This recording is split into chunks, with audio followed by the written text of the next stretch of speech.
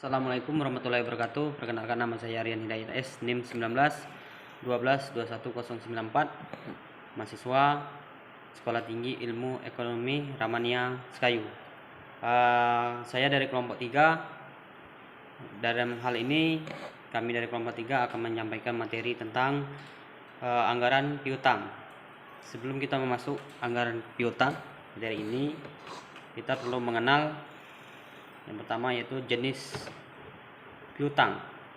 Piutang dibagi dua jenis. Yang pertama, piutang usaha. Piutang usaha adalah timbul karena adanya penjualan barang atau jasa secara kredit atau belum kita terima tetapi barangnya sudah di tangan pelanggan atau pembeli. Kemudian yang kedua, piutang wesel. Piutang wesel adalah piutang yang didukung janji tertulis dalam bentuk wesel, contohnya piutang uang di muka. Kemudian catatan, piutang usaha, piutang dagang hanya merujuk pada usaha dagang yang menerima penjualan barang dengan dagangan secara kredit. Penggunaan istilah piutang usaha lebih universal karena mencakup semua jenis bisnis dan usaha, entah itu berbentuk faktur, dagang ataupun jasa. Kemudian manfaat anggaran piutang. Dalam manfaat anggaran piutang ini akan dibahas oleh teman saya. Itu saja. Silakan teman saya yang melanjutkan tentang manfaat anggaran piutang.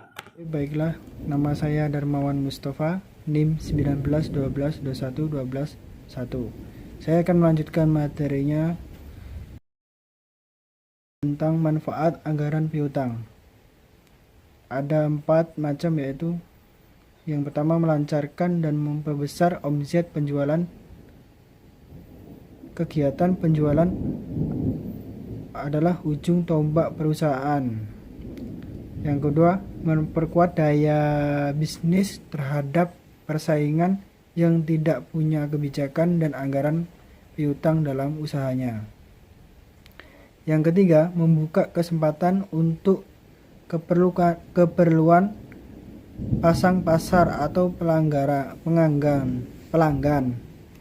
Yang keempat, meningkatkan kemampuan perusahaan untuk mendapatkan laba. Oke, sekian penjelasan dari saya. Terima kasih. Baiklah, saya Ida Royani dengan NIM 19 12 21080. Nah, jadi di sini saya akan menjelaskan materi tentang anggaran piutang. Nah, ada manfaat anggaran piutang. Anggaran piutang itu juga bisa untuk memperlancar dan memperbesar omset penjualan. Kegiatan penjualan adalah ujung tombak perusahaan. Memperkuat daya saing bisnis terhadap pesaing yang tidak punya kebijakan dan anggaran piutang dalam usahanya.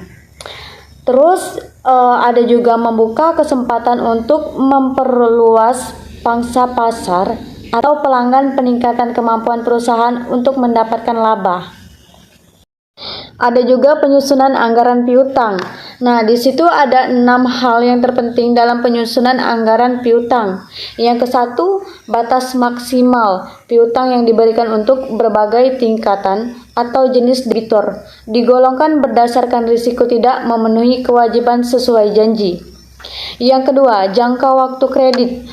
Contohnya model angsuran 2 atau 10 atau net 30, yang artinya jika pembayaran dilakukan dalam waktu 10 hari sesudah barang diserahkan, maka debiturnya akan mendapatkan potongan 2% dari harga jual, dan pembayaran selambat-lambatnya dilakukan 30 hari. Besar pula piutang usahanya tertanam dan makin besar pula risikonya. Yang ketiga, volume barang yang dijual secara kredit. Semakin besar barang yang dijual secara kredit, maka semakin besar pula anggaran dalam piutang usahanya tadi. Nah, dan semakin besar pula risiko bisnis atau perusahaan tersebut.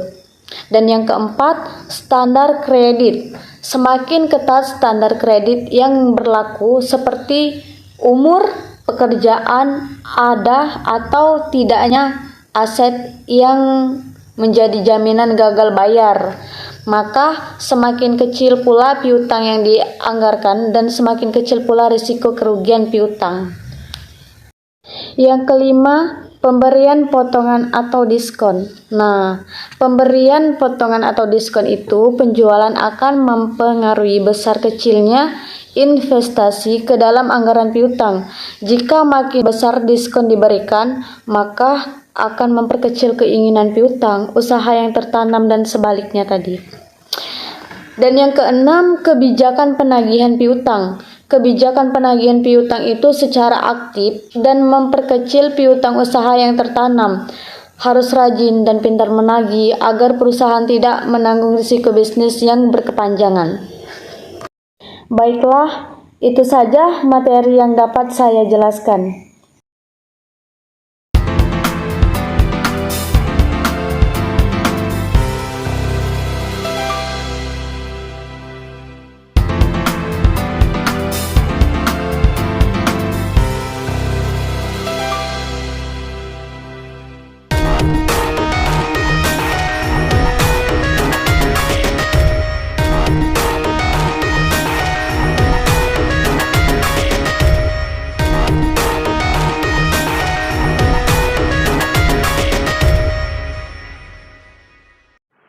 Itu saja materi dari kelompok kami.